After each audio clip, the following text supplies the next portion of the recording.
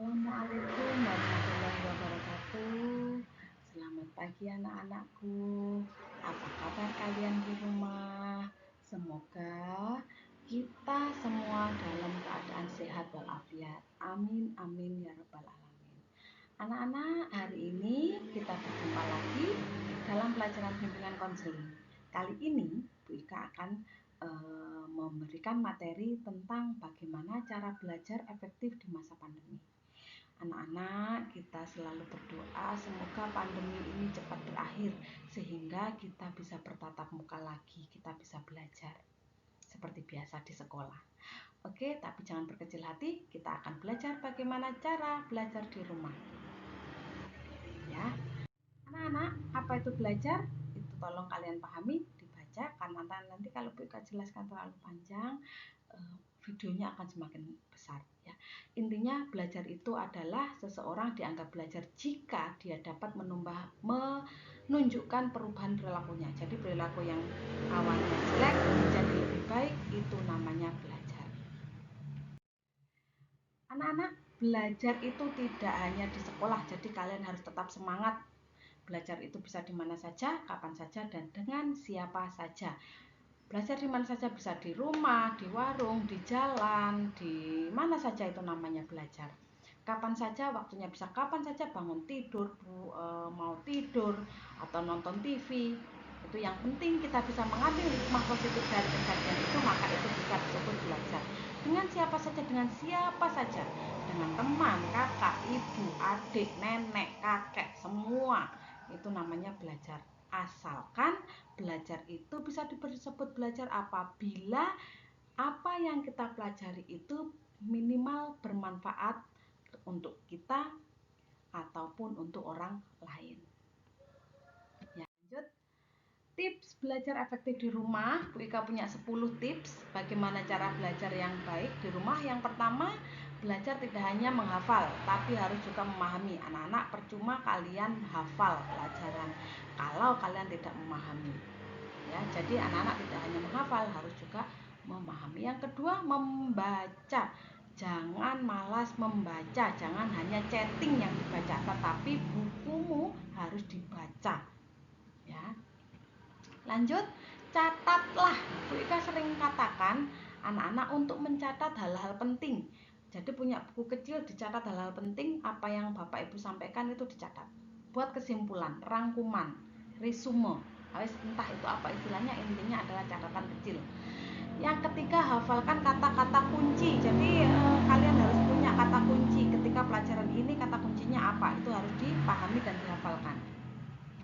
Selanjutnya yang kelima, pilih waktu belajar yang tepat. Anak-anak yang tahu itu kalian bagaimana cara waktu yang tepat untuk belajar. Misalnya ada beberapa anak yang bisa belajar maksimal ketika bangun tidur, ketika habis sholat subuh yang Islam, ya itu bisa belajar maksimal, bisa masuk.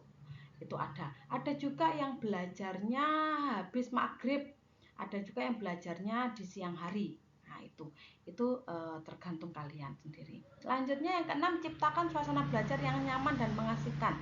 Anak-anak, antara anak yang satu dengan yang lainnya itu cara belajarnya tidak sama. Ada satu anak yang misalnya baru bisa maksimal belajar dengan mendengarkan musik.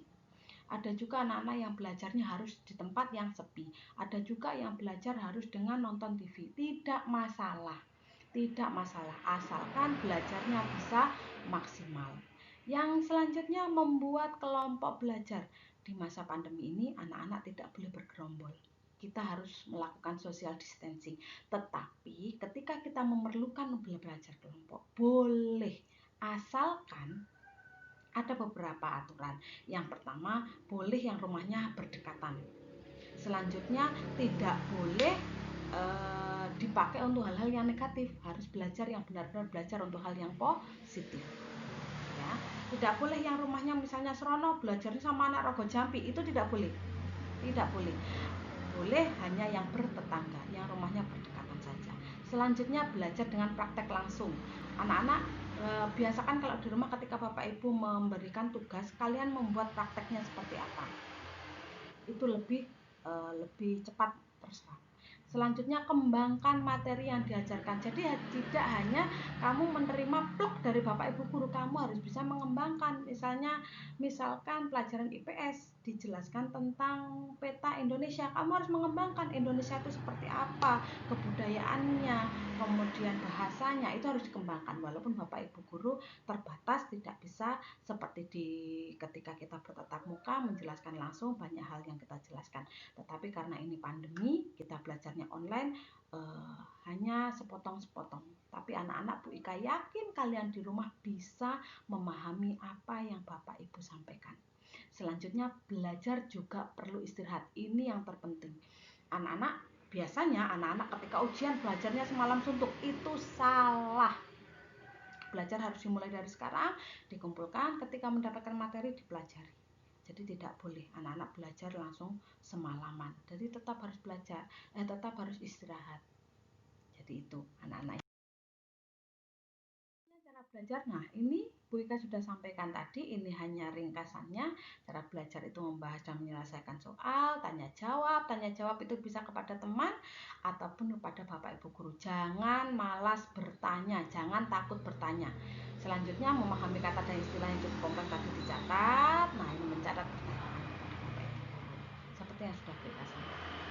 Selanjutnya tugas hari ini kalian harus menuliskan secara singkat bagaimana cara belajar kalian saat ini di masa pandemi.